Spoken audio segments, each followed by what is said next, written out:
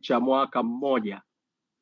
Tarehe 9 mwezi wa 4 ni siku ya kumbukumbu kubwa mbili kwa kweli, katika muktadha wa mjadala wetu wa leo. Kumbukumbu kubwa na kuu ya kwanza kabisa ya tarehe 9 mwezi wa 4 ni kukamatwa kwa mwenyekiti Tundu Lissu. Lakini siku hiyo hiyo ya kukamatwa kwa mwenyekiti Tundu Lissu ndio siku ambayo kimsingi kulisainiwa nyaraka ambazo baadaye zilipelekea chama kuzuiwa kufanya shughuli za siasa tarehe 10 mwezi Juni mwaka 2025.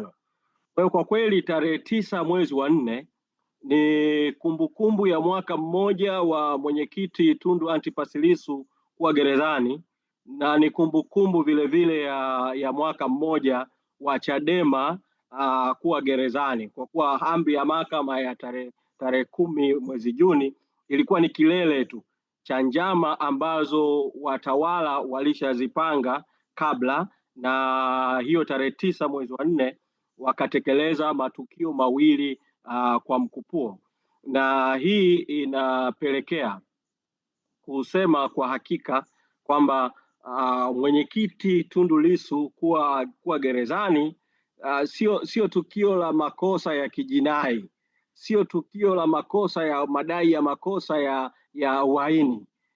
Kimsingi ilikuwa ni njama za mfumo dhalimu kuhakikisha kwamba mwenyekiti anakuwa gerezani na chama cha siasa cha Chadema kinazuiwa kufanya shughuli za siasa. Chanzo kikuu kwa wakati huo kikiwa ni maamuzi ya chama na kampeni ya chama ya no reforms, no election. Chanzo kikuu kikiwa ni huo msimamo. Watawala waliona kwa namna yoyote ile Tundu Lissu kuwa nje ya gereza na Chadema kuwa huru kufanya shughuli zake za kisiasa, malengo ya no reform no election yatatimia kwa ukamilifu wake kwa wakati ambao chama kilikusudia malengo hayo yaweze kutimia. Kwa watawala, baada ya kushindwa njia zote zingine kudhibiti mapambano ya no reform no election, wakaamua kuanzisha vita dhidi ya Chadema, na vita hiyo wakatumia mapigo mbalimbali. Kabla ya mwenyekiti Lissu kukamatwa tarehe 9 mwezi wa 4, kuna mmoja ya mkutano na waandishi wa habari nilizungumza makao makuu ya chama, na nilisema kuna vita imeanzishwa dhidi ya Chadema na kuna mapigo mbalimbali ambayo tutapigwa na tutaendelea kupigwa hatua kwa hatua. Kwa kilele cha pigo hilo ikawa vile vile ni kukamatwa kwa mwenyekiti Tundu Lissu tarehe 9 mwezi wa 4. Kabla sijaenda mbele zaidi na kuzungumza, nimetakiwa vile vile kuzungumza kuhusiana na demokrasia ya vyama vingi vya siasa na masuala ya siasa ya vyama vingi hapa kwetu Tanzania. Nitoe mwito kwa kweli kwa watawala, pamoja na kuwa najua mwanasheria mkuu wa chama amesema yeye mtizamo wake ni kwamba kesi hii isikilizwe mpaka mwisho, mpaka Tundu Lissu aonekane hana hatia. Lakini mimi nieleze wazi kabisa, watawala dhalimu hawapaswi kusubiri kesi hii isikilizwe mpaka mwisho. Watawala dhalimu wanapaswa mara moja kuifuta hii kesi dhidi ya mwenyekiti Tundu Lissu. Mamlaka hayo kisheria yako chini ya mwendesha mashtaka kwa maana ya DPP, lakini tunafahamu kwamba katika nchi yetu mwendesha mashtaka ambaye katiba inamtambua hana huo uhuru, hana hayo mamlaka ya kuamua mambo makubwa kama haya ambayo mimi naamini kabla ya upande wa jamhuri, kesi inaitwa ya jamhuri, lakini kimsingi sisi kwa wananchi ambao ni sehemu ya jamhuri hatuhusiki na kesi hii. Ni kesi ya watawala dhalimu. Kabla ya mwanasheria mkuu wa serikali kutoa kibali cha kesi ya uhaini kufunguliwa dhidi ya Tundu Lissu, kabla ya polisi kumkamata mwenyekiti Tundu Lissu tarehe 9 mwezi wa 4, mimi naamini yalifanyika mashauriano ndani ya serikali, na maamuzi ya kumkamata Tundu Lissu yalikuwa na baraka ya aliyekuwa rais wakati huo Samia Suluhu Hassan. Maamuzi yalikuwa na baraka ya mfumo, kwa sababu maamuzi hayo yalikuwa na baraka ya mfumo mzima, na kesi hii ni ya mfumo. Ni mwito wangu kwa serikali dhalimu na mwito wangu kwa Samia Suluhu Hassan kuhakikisha kwamba anatoa maelekezo, sababu hii kesi ni ya kwake, kesi ni ya serikali iliyokuwa chini yake, na ni ya serikali ambayo anaiongoza hivi sasa kwa njia haramu. Anatoa maelekezo kwa mwanasheria, kwa mwendesha mashtaka kuifuta kesi hii. Mimi naamini uamuzi huu wa kuita hilo faili la kesi na kuifuta kesi utafanya tusilazimike kama taifa kusubiri mpaka ucheleweshwaji unaoendelea sasa hivi mahakamani wa mahakama ya rufaa kutokuiita hilo faili mahakama ya rufaa. Ucheleweshwaji unaendelea kufanya jamhuri wa kuichelewesha hiyo kesi. Mzizi wa fitna utakatwa mara moja kwa kesi hiyo kufutwa, kwa sababu ni kesi ambayo haina mashiko yoyote. Hata kama kesi hiyo itaondolewa kwa hati ya nolle prosequi, yani ya kutokuwa na nia ya kuendelea na kesi kwa sababu mashtaka yenyewe hayana msingi wowote, naamini hakutakuwa na mianya yoyote ya wakati wowote kesi hiyo kuletwa tena mahakamani, wala hakutakuwa na mianya yoyote ya eti mwenyekiti Tundu Lissu kuitwa kwamba pengine alikuwa na hatia lakini akasamehewa au akaachiwa kwa hisani. Haitakuwa hivyo, kwa sababu kuanzia mwanzo hakuna kesi yoyote ya msingi dhidi ya mwenyekiti Tundu Lissu. Hakuna mashtaka yoyote yenye uzito wowote, na hilo limedhihirika katika hatua ya ukabidhi pale mahakama ya Kisutu, nyaraka zilizowasilishwa, orodha ya mashahidi iliyowasilishwa, na imejidhihirisha vile vile katika ushahidi ambao umetolewa mpaka sasa katika mahakama kuu. Kwa nasisitiza sana tena na tena kwamba hakuna sababu yoyote ya msingi ya kusubiri mpaka kesi isikilizwe mpaka mwisho.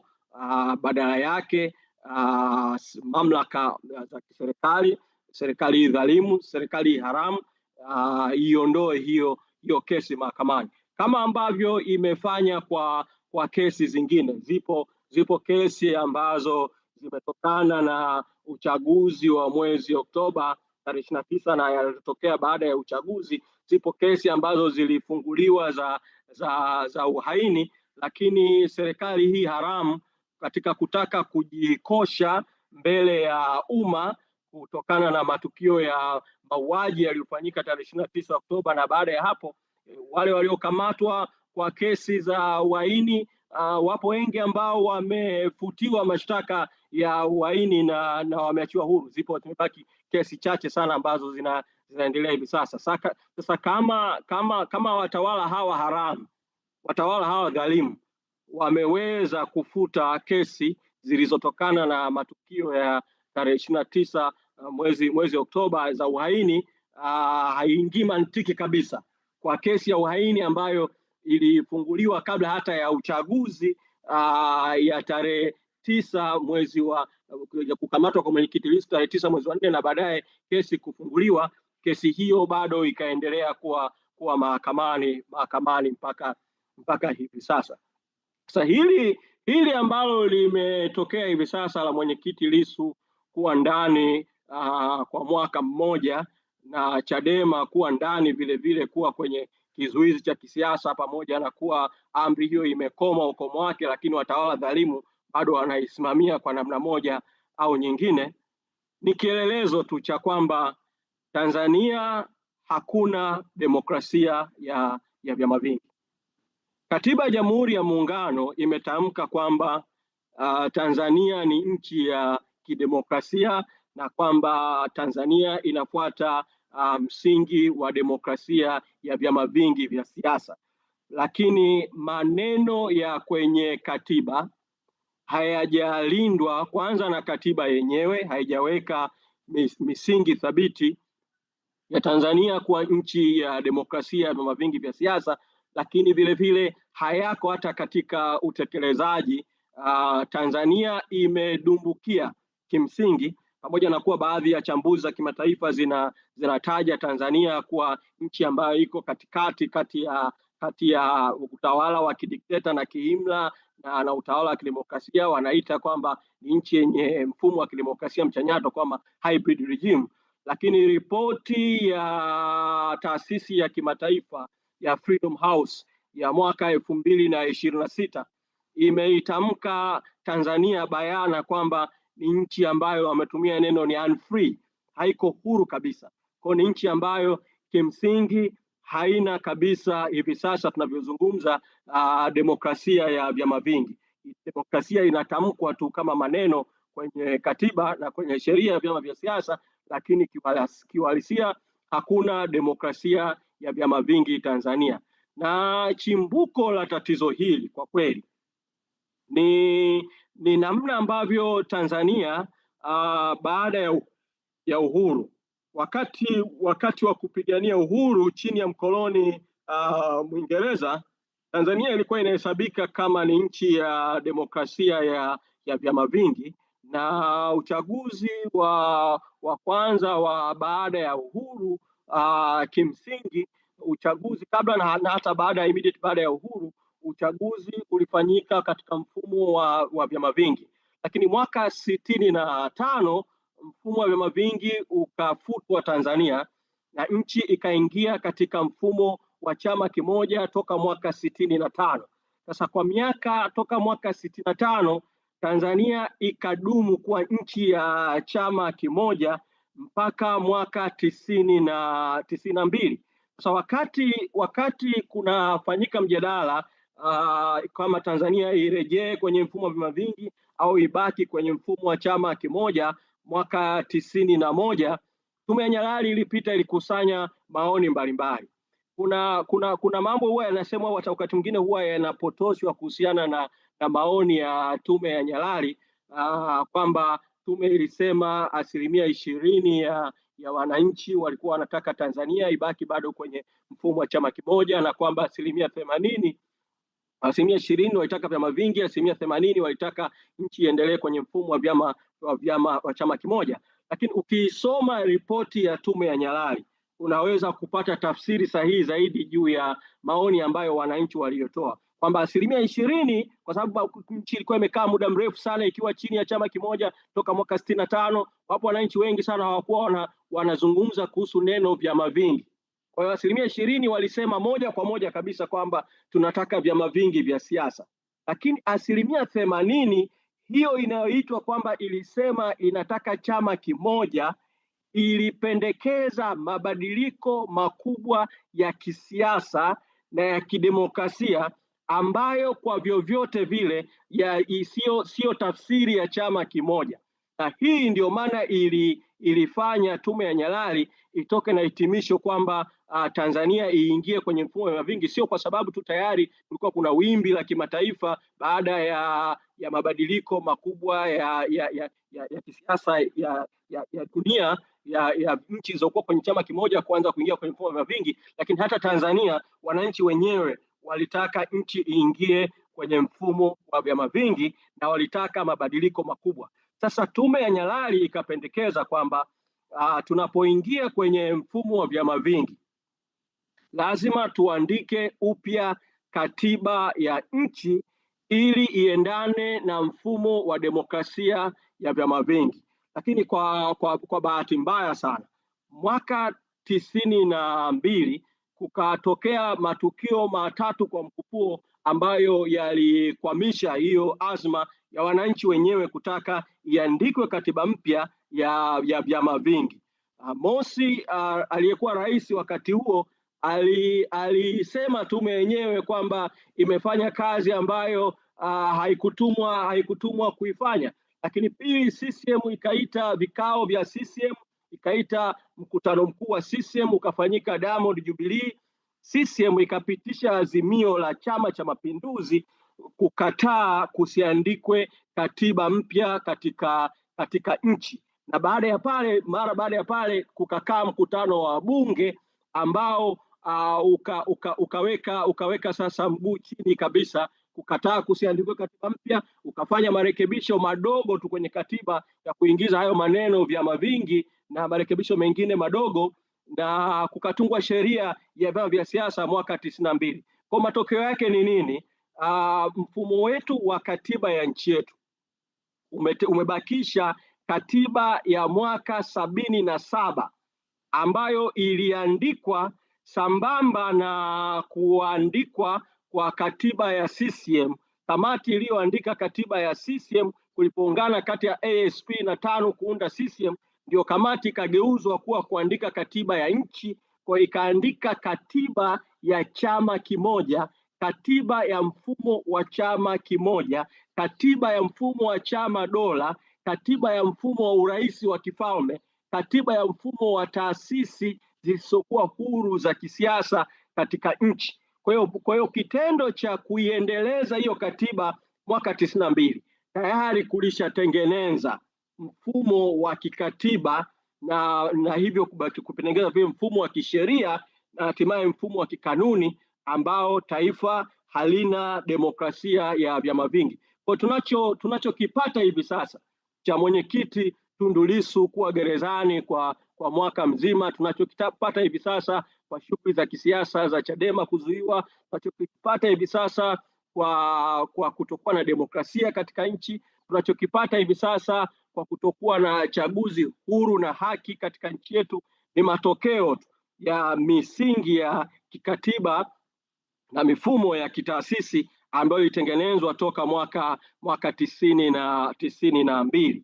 Sasa hapo katikati kumekuwa na majaribio kadhaa ya kufanya mabadiliko ya kikatiba na hatimaye kuleta mabadiliko ya kisheria ambayo yangewezesha kuwa na chaguzi huru na haki. Lakini jaribio kubwa zaidi ambalo kwa kweli tunapozungumza kuhusu mwaka mmoja mwenyekiti Tundu Lissu kuwa ndani na haja ya demokrasia katika nchi yetu, hatupaswi kuliacha kulirejea, ni mchakato wa katiba uliofanyika kati ya mwaka 2011 mpaka ulipokwama mwaka 2014, ambapo kimsingi tayari uliundwa tume ya mabadiliko ya katiba iliyoongozwa na Jaji Warioba, ambayo ilikusanya maoni nchi nzima na ikaandika rasimu ya kwanza. Rasimu ya kwanza ikapelekwa kwenye mabaraza ya katiba, wananchi wakatoa maoni tena, ikatoka rasimu ya pili ambayo kama mchakato ule wa katiba ungekamilika mpaka mwisho, bunge maalum la katiba lisingeenda kufanya kazi tofauti ya kuchakachua maoni ya wananchi na kuharibu mchakato mzima wa katiba.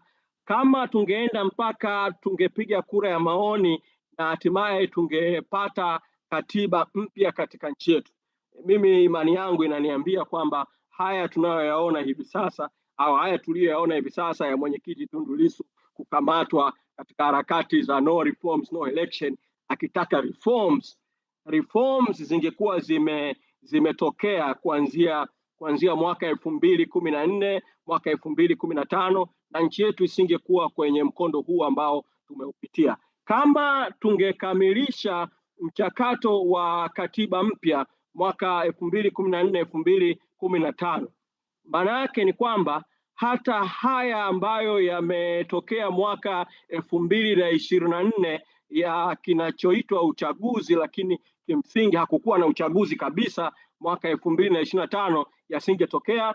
Yaliyotokea mwaka 2024 ya uporaji mkubwa wa ridhaa ya wananchi kuchagua viongozi wanaowataka kwa wagombea kukatwa kwenye uchaguzi wa serikali za mitaa yasingetokea. Hata yale ya 2020 yasingetokea, ya 2019 yasingetokea. Na kama kura ya maoni ingepigwa 2014 kama ambavyo sheria ya kura ya maoni ambavyo ilikuwa inasema, na katiba mpya ingetumika kwenye uchaguzi wa mwaka 2015, hakika hata yale yaliyotokea mwaka 2015 yasingetokea. Kwa hiyo lazima tunapofikiria kwenda mbele, wakati tunapambana kutaka mwenyekiti Tundu Lissu awe huru, kwamba free Tundu Lissu, mwenyekiti Tundu Lissu awe huru ili awe nje kushiriki pamoja na viongozi wengine wote katika kuongoza mapambano ya mabadiliko katika nchi yetu, ni lazima vile vile tuendelee na mapambano ya kutaka mambo makubwa mawili kwa wakati huo. La kwanza ni lazima yatokanayo na mauaji ya tarehe 29 Oktoba na siku zofuatia na uchaguzi haramu wa tarehe 29 Oktoba lazima yashughulikiwe. Lazima waliohusika na mauaji waweze kuchukuliwa hatua. Lazima uchaguzi ufutwe ili uchaguzi uweze kurudiwa. Kwa lazima yale yote ambayo kama taifa, sio tu kama Chadema, wadau mbalimbali wamesimamia kutokana na uchaguzi wa tarehe 29 mwezi Oktoba, ni lazima tuendelee kuyasimamia. Wakati tukiendelea kuyasimamia hayo yaliyotokana na tarehe 29 mwezi Oktoba, ni lazima wakati huo vile vile tuendelee na mapambano ya kudai katiba mpya. Ni lazima mchakato wa katiba ukwamuliwe kutoka pale ulipokwamia, na mahali ambapo mchakato wa katiba ulikwama kulikuwa kuna pande kubwa mbili. Upande wa kwanza ni upande wa CCM ambao ulikuwa unakataa maoni ya wananchi, unakataa matakwa ya wananchi, sio katika jambo tu la muundo wa muungano ambao walikuwa wataka kubakisha serikali mbili, bali katika mambo yote ikiwemo kuendelea kulimbikiza madaraka ya rais, kutokuwa na tume huru ya uchaguzi na mambo yote mengine ya kuwa na mahakama huru na mambo yote ambayo waliyakataa kutokana na maoni ya wananchi na wakayaondoa kwenye rasimu ya Warioba, wakapitisha katiba inayopendekezwa. Huo ni upande mmoja wa nchi, na upande wa pili wa nchi ni upande wa wananchi ambao ulikuwa una makundi sio tu Ukawa wala sio tu Chadema peke yake. Nyuma yake wakati huo, bahati njema mimi nilikuwepo bungeni wakati huo na kwenye bunge maalum, kulikuwa na makundi makubwa ya taasisi za dini, asasi za kiraia na makundi mengine muhimu katika jamii na wananchi ambao walikuwa wanaunga mkono rasimu ya Warioba kwamba katiba ya wananchi, mchakato wa katiba uanzie pale ambapo rasimu ya pili ya katiba iliwasilishwa kwenye bunge maalumu, iboreshwe na hatimaye Tanzania iweze kupata katiba mpya iliyo bora. Kwa hiyo tunapomkumbuka mwenyekiti Tundu Lissu na kuwa gerezani katika huu mwaka mmoja, tuendeleze mapambano ya kuhakikisha kwamba mabadiliko ambayo kimsingi ndio sababu ya kukamatwa kwake. Alikamatwa akiwa anasimamia kampeni ya no reforms no election. Alikamatwa akiwa anasimamia reforms. Ni reforms za kiuchaguzi, lakini ni reforms ambazo zingeweka msingi wa mabadiliko makubwa katika taifa letu ya kiuongozi na mabadiliko makubwa ya kimfumo na kitaasisi, ikiwemo kupatikana kwa katiba mpya. Mara kadhaa ambazo nimekwenda gerezani na kuzungumza na mwenyekiti Tundu Lissu, mara zote hili amekuwa akilisisitiza kwamba tusiishie kwenye kumpigania yeye peke yake awe huru. Tuendelee kumpigania yeye kuwa huru, kwamba free Tundu Lissu, atoke aingie aendelee kuongoza mapambano, lakini wakati huo tusiache lengo la msingi la kupambania mabadiliko katika nchi yetu, la kusimamia wakati ule msimamo wa no reforms no election, na baada ya tarehe 29 Oktoba kusimamia yaliyotokana na tarehe 29 Oktoba, kusimamia madai ya katiba mpya, kusimamia mabadiliko katika nchi yetu. Kwa haya yote ni rai yangu kwa wanachadema, lakini zaidi ni rai yangu kwa Watanzania. tunapokumbuka mwaka mmoja toka mwenyekiti Tundu Lissu kuwa ndani, ni lazima tuyapambanie kwa pamoja. Bila mabadiliko ya kikatiba katika taifa letu, hakuna namna Tanzania ikawa nchi ya kidemokrasia. Hakuna namna tutakuwa na demokrasia ya vyama vingi. Sheria zetu mbovu tulizonazo, sheria mbaya tulizonazo na kandamizi, kuanzia sheria ya vyama vya siasa ambayo inampa mamlaka makubwa msajili, badala ya kuwa msajili wa vyama vya siasa, kimsingi ni mdhibiti wa vyama vya siasa. Amepewa mamlaka ya kuweza kufuta chama cha siasa, amepewa mamlaka ya kusimamisha chama cha siasa, amepewa mamlaka ya kuingilia mambo ya ndani ya vyama, na amepewa mamlaka yote hayo, lakini vile vile amepewa kinga dhidi ya kushtakiwa kutokana na matendo ambayo anayafanya. Hii sheria ya vyama vya siasa na mapungufu yake toka mwaka 92 na mapungufu mengine makubwa zaidi yaliyoingizwa kwenye sheria mwaka 2019 kwenye marekebisho ya sheria hiyo, ni mtoto tu wa mapungufu ya kikatiba ambayo hayalindi mfumo wa demokrasia ya vyama vingi. Yameendelea kukifanya Chama cha Mapinduzi kuwa chama dola, na yameendelea kuminya demokrasia katika nchi yetu, na matokeo ya mapungufu ya katiba yakazalisha mapungufu ya sheria, na sheria sasa imetoa mianya ya mambo mabaya zaidi kuwepo kwenye kinachoitwa kanuni za vyama vya siasa. Kuna kanuni ya usimamizi wa vyama na uendeshaji wa vyama, kuna kanuni ya fedha za vyama vya siasa, kuna kanuni za maadili ya vyama vya siasa, kuna kanuni za mikutano ya hadhara. Kumetolewa mamlaka makubwa ya kutengeneza kanuni nyingi sana kupitia kwa waziri, kupitia kwa baraza la vyama, kupitia kwa serikali, na hizi ndizo ambazo zimekwamisha kwa kweli kwa kiwango kikubwa sana uhuru wa kisiasa. Lakini tiba lazima ianzie kwenye katiba, na ubovu wa katiba umezalisha vile vile sheria nyingine kandamizi ambazo zinaminya uhuru wa kisiasa na uhuru wa kidemokrasia.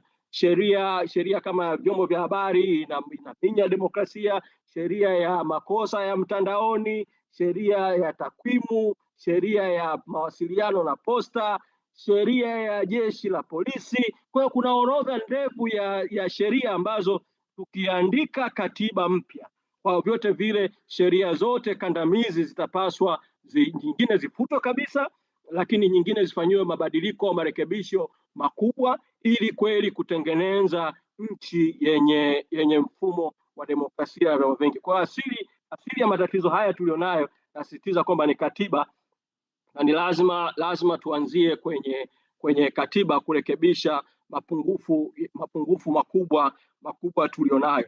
Tuendelee kupambana kuhakikisha kwamba mwenyekiti Tundu Lissu anakuwa huru.